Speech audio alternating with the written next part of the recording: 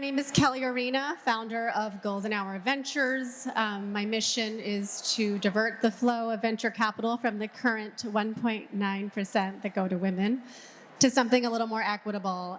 So I do that by supporting women founders. And also I'm a hardcore pusher of angel investing. So if anyone's interested but doesn't know how to get started, please hit me up.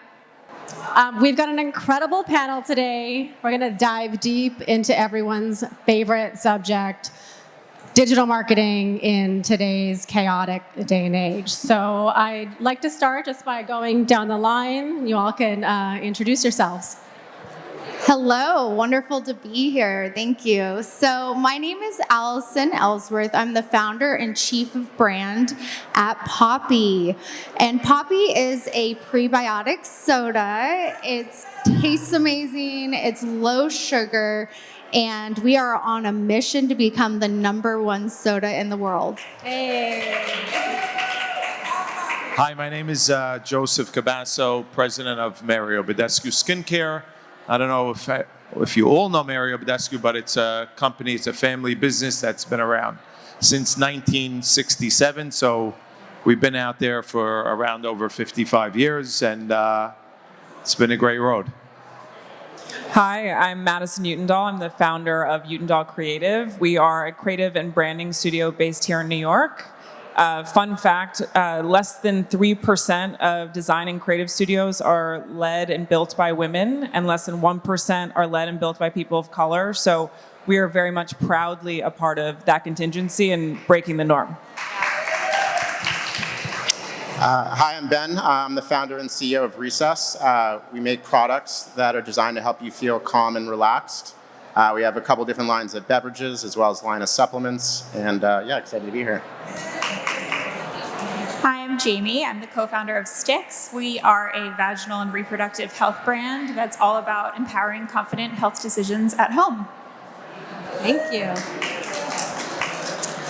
Madison, I'd actually love to start with you. In today's day where anything and everything seems to be classified as a brand, how would you define a brand and what it takes to actually have a well-rounded brand identity? Yeah. So I'm going to speak very loudly into this microphone because I don't know if you guys can hear me, but I define a brand as it's either a person, a product, it can be an experience that has an ownable identity that differentiates itself in the marketplace. And so we're living in a day and age where everyone has a quote unquote brand, but very few people have an ownable brand. And so I'm on a mission with my team to help people decide and define what their ownable brand identity is. What does that mean, ownable identity? I like to think of it as really knowing your why and how you're differentiating yourself in the marketplace. A lot of people just build a brand and they have no why behind what they're doing. And ultimately, how can you expect other people to buy into that brand if you don't even know why you're doing it? And that's just one of the most unfortunate common things. Interesting. I'd love to talk to you a little bit about Poppi and virality and what that means in terms of brand identity and building actual, real, sustainable relationships with your customer. And so maybe if you could just spend a minute on talking about how Poppi did it. I don't know if y'all know, but Poppi has, is it over 1 billion TikTok impressions? Yeah, so it's interesting. I actually downloaded the app in 2019, which is kind of before it popped off in 2020. And for context, Poppi launched in 2020, right? Basically during COVID in March of 2020. So we had to find a way to connect with our consumer on such a different level, right? We weren't able to do in real life. We weren't able to give out samples of our product. And so for me, I saw TikTok as an opportunity to connect with our consumer. And at that time, no brands were on there. And so I didn't want to take resources from the company. So I personally was like, I'm spending my nights and weekends. I'm going to make TikToks and do what it takes. And after a few months, what I really found that worked is just telling my story and organically connecting with the consumer, right? Like, it's one of those things that it's such a powerful place once you find a way to speak to your consumer directly. And to your point, yes, we do have over 1 billion views on our TikTok page, multiple videos, over 70 million views of me literally with like no makeup on in my house with my kids running around in the background talking about why you should drink Poppi. And I think it's a whole new way of marketing. It's not high gloss, it's raw, it's real. And I think that it's been a really breakthrough moment for us in particular. So I'm really interested in how virality and how impressions and how views, how that relates to real customer engagement and conversion, and how have you seen that boost your brand from an awareness and a conversion perspective? Yeah, so we really do just focus on top of funnel brand awareness. At the end of the day, if you are a true brand, you don't want your consumer to feel like they're being sold to. So they want that emotional connection, that authentic connection, and we're seeing it resonate in retail and online. For example, we are the #1 selling soda on Amazon. We are the fastest growing beverage in the nation, and all we do is talk to our consumer, right? We're not pushing them down the funnel, trying to convert, putting, real salesy type conversation out there. It's just, once again, me talking about the brand, our product, why they should drink it. And we found with that, we have I think like 86% from trial to where people, if they hear about it, 86% of them move on to trial, and then 66% stick around. So, like I said, it's a very interesting, new, different way of marketing, and we're seeing it in store as well. The offline lift of being digital first is also resonating in retail quite well. So interesting. I have so many more questions on Amazon, but we'll come back to that. Joseph, I'd love to talk to you about kind of the opposite of virality. So Mario Badescu, I've had that blemish spot in my kit since I've been 16 years old. It's really the definition of like a heritage beauty brand. And I know so many folks in this room are launching beauty brands in early stages. What do you think it takes to have a brand that goes the distance? And also, as a brand that's been around for a while, how are you keeping things fresh and acquiring newer and younger customers? It's definitely a good question. I get that question asked on anywhere I speak. There's definitely a lot of competition. There's a lot of enthusiastic people out there that want to build a brand, and I wish them a lot of luck. And the market is tough. There is so much competition, but we take things to a different angle in our company. It is a family business. My father's in his 80s. I have my brothers in the business, my nephew's in the business, and we try to shout out on top of the rooftops that we are a family brand. We are there every day. We are making our products ourselves. There's many brands that are in business for a year or two. We're in business for over 55 years.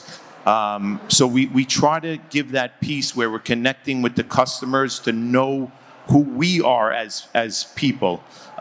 We invite everybody in. It could be influencers, it could be celebrities, coming and meeting us and coming for a tour to our facility. We want them to know who we are and who's behind the brand. People don't know who's behind the brand Mario Badescu. And we do everything organically. We're not paying people hundreds or millions of dollars to talk about our brand. We have grown all organic, just out of love, just like you're talking about the drying lotion, and I heard someone chirping on the side of me saying, oh yeah, the drying lotion.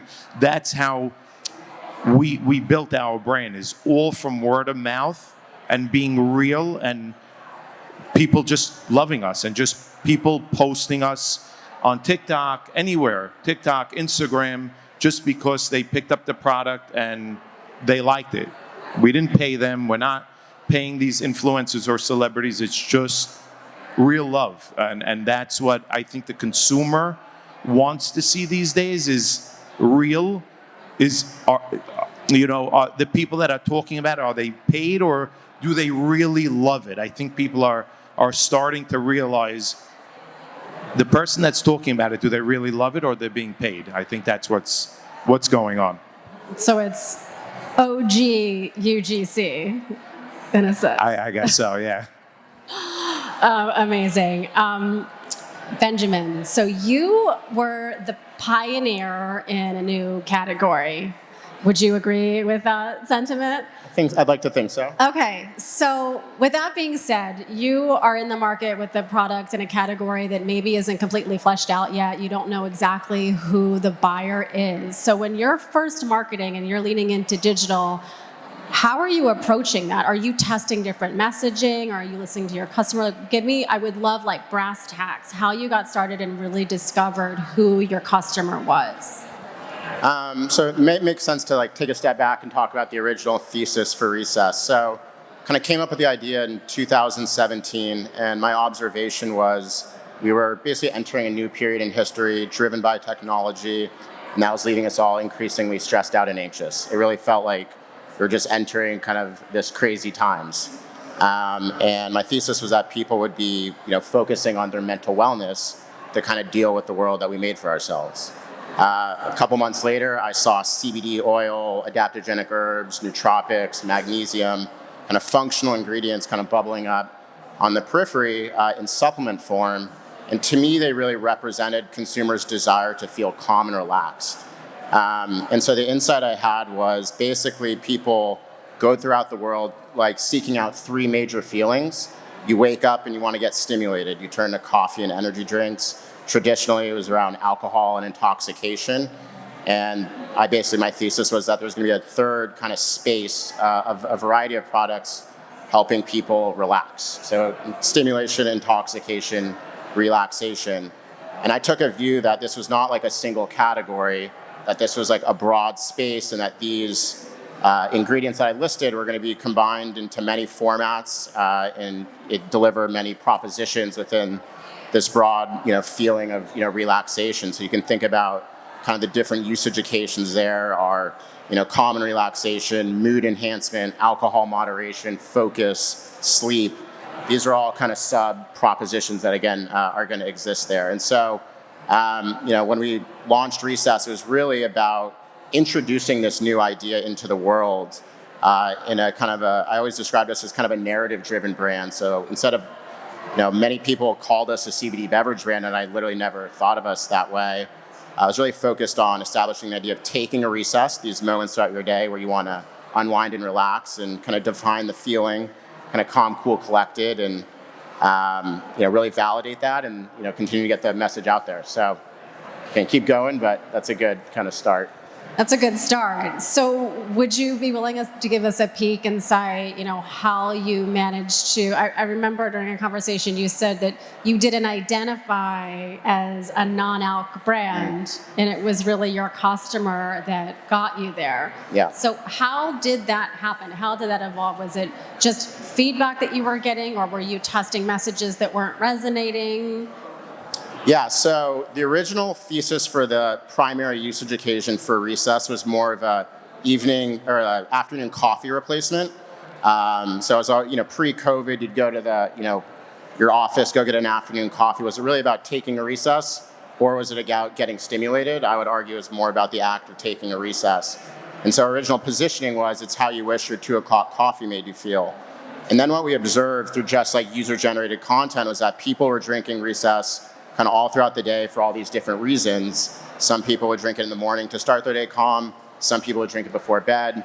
And then increasingly, the primary usage occasion became kind of evening relaxation instead of your weeknight glass of wine. And so we kind of expanded the brand story and positioning to accommodate kind of that use case. And then COVID, I think, was the major accelerant for the whole kind of alcohol moderation movement. And I think it's pretty simple why. Like pre-COVID, you'd go, get drinks with your friends, after work. And when you were stuck at home, I think a lot of people just didn't want to drink every night, right? They wanted to unwind in healthier ways. And that was really a catalyst for our business.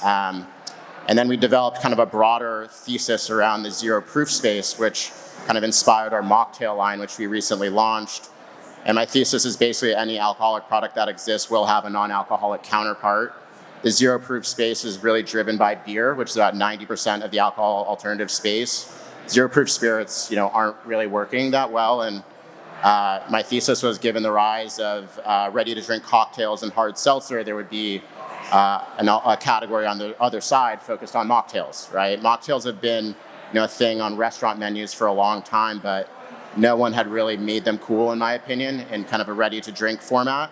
And so we first kind of did a limited edition flavor of a margarita within our existing lines, and it sold out immediately and clearly connected with consumers. And we launched the product about 2 months ago, and it's crushing it. It's like 30% of our e-commerce sales. We're about to launch them in a bunch of big retailers. And so the idea of Recess is there's multiple product lines we can create for different kind of specific usage occasions throughout your life around the idea of relaxation and unwinding. Yeah. Congrats. It's such a good example of building what your customer is looking for. I would love to talk to you about brand as educator. And I really love what you've done with Stix about being like a trusted resource.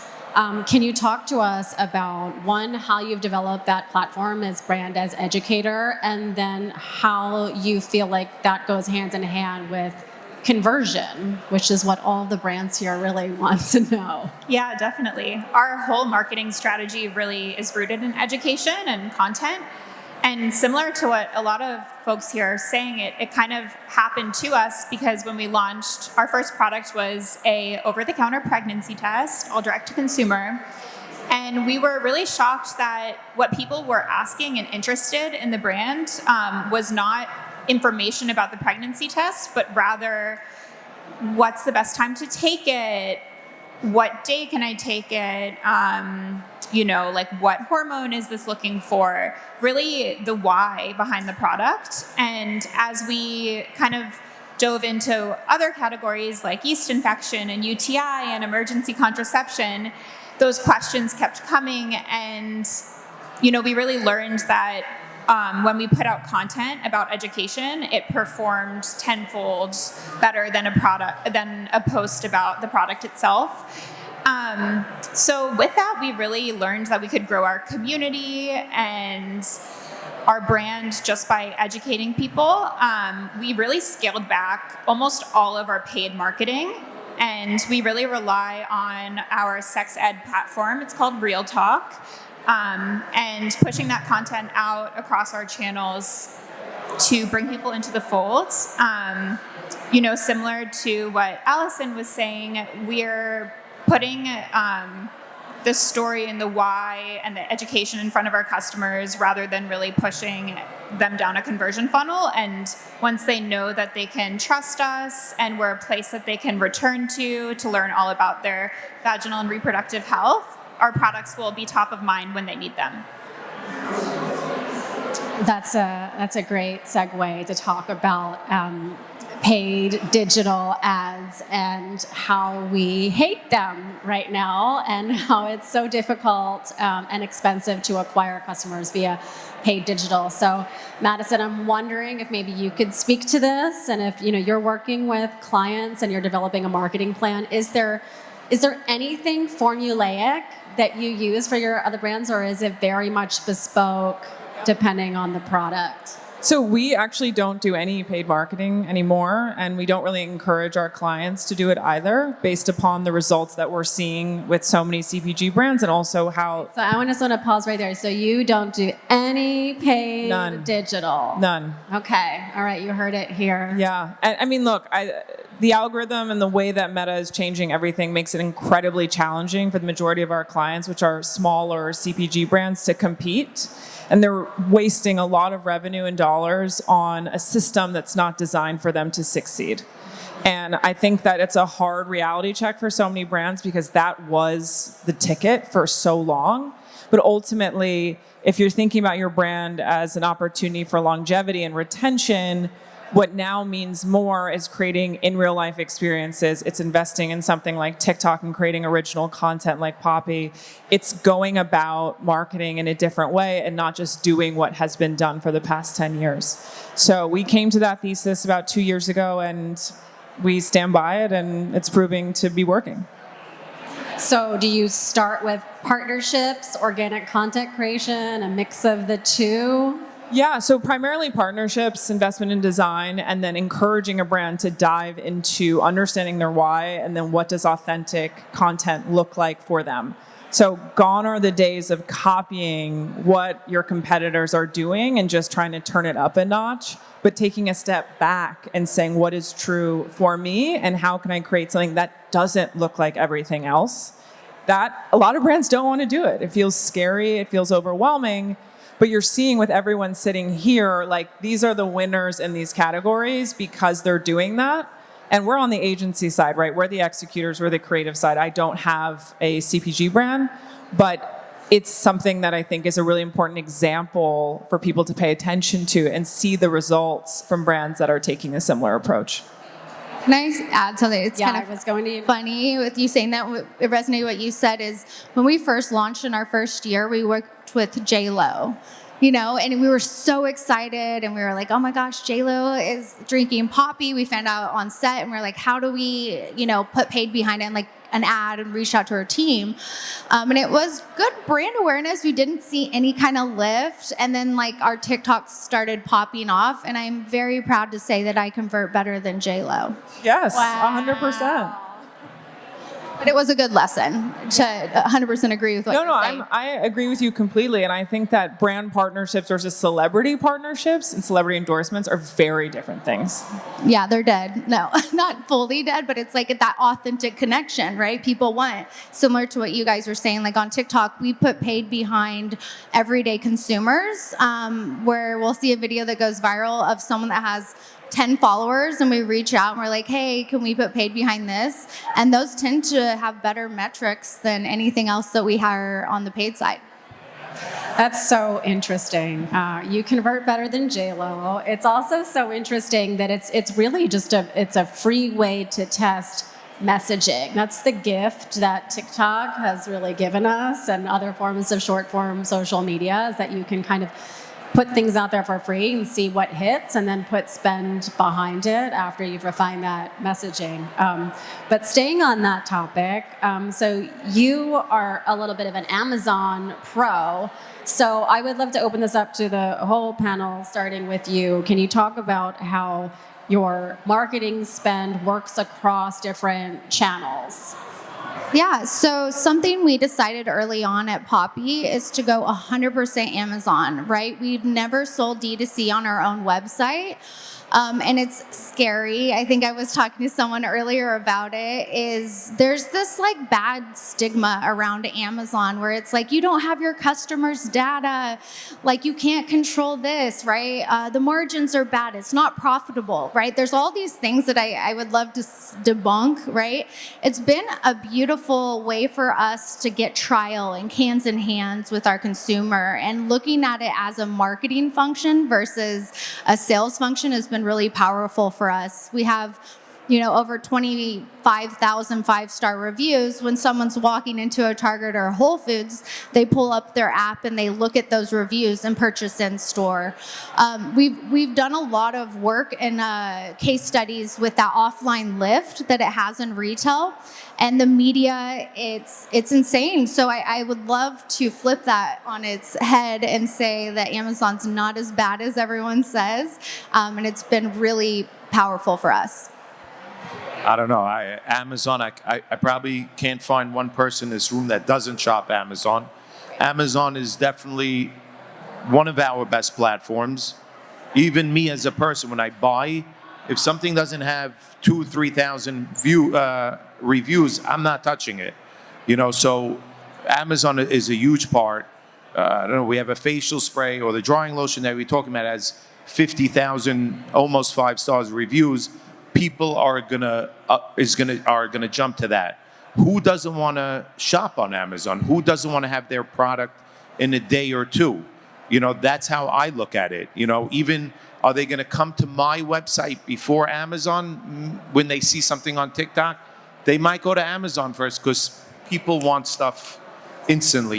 They don't want to wait for, companies to get it in 3 days. They want it in a day or two. So I don't know. I don't feel there's a stigma on Amazon. I think Amazon is probably the best tool to shop in the world right now.